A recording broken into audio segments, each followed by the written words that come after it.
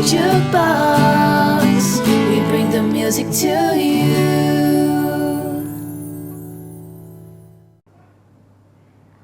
Good morning, everyone. I am Ning He from 6 Compassion. Thanks for tuning in to our morning Jukebox. Welcome back to school from the Chinese New Year holidays. Did you know the Chinese New Year traditionally lasts for 15 days?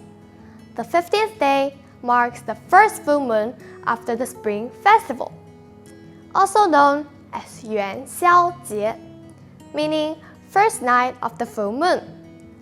This day is also known as Lantern Festival Day.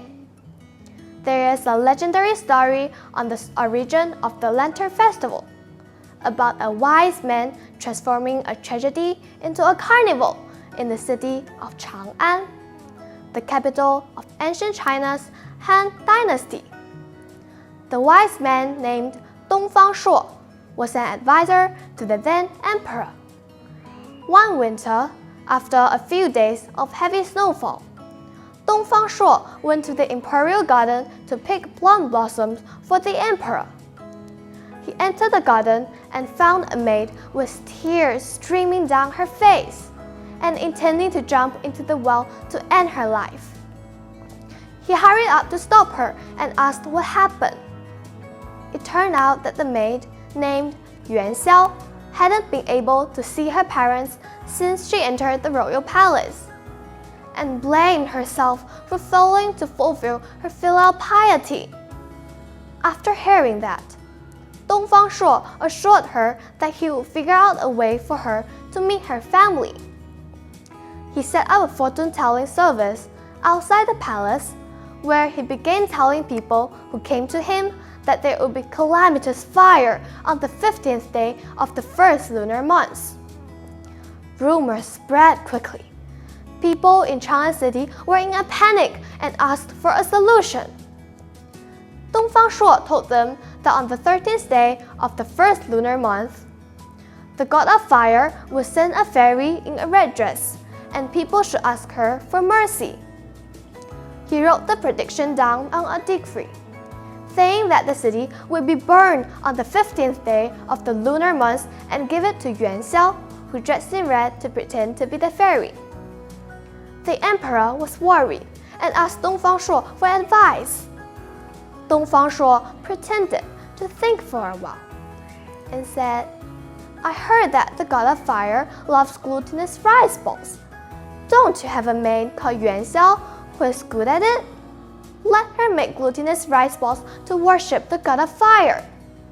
And on the same day, the whole city can make the glutinous rice balls to pay respect." Dongfang Shuo also suggested letting every house in the city put up red lanterns and set off firecrackers to pretend that the city is on fire. On the 15th day of the first lunar month, Chang'an City was crowded with people holding lanterns, and Yuan Xiao's parents were able to meet up with her in the crowds. After such a lively night, Chang'an City was safe after all. The emperor was overjoyed and ordered that on the 15th day of the first lunar month every year, people should make glutinous rice balls and hang up lanterns to worship the god of fire. Because Yuan Xiao was so good at it, people started to name the food after her. And from then on, the day has been called the Lantern Festival, or Yuan Xiao Jie. And now, let's enjoy a song about Yuan Xiao Jie.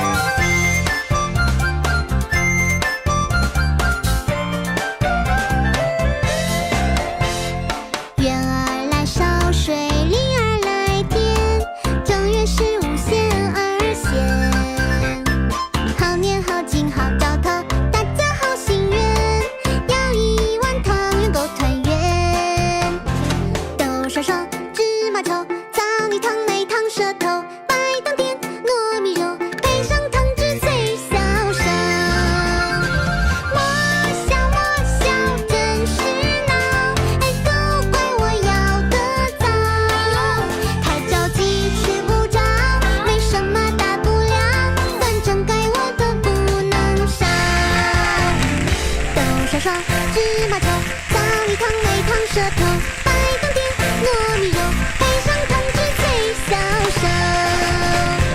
莫笑莫笑，真是闹，哎都怪我要得早，太着急吃不着，没什么大不了，反正该我的不能少。太着急吃不着，没什么大不了，反正该我的不能少。谁来洗碗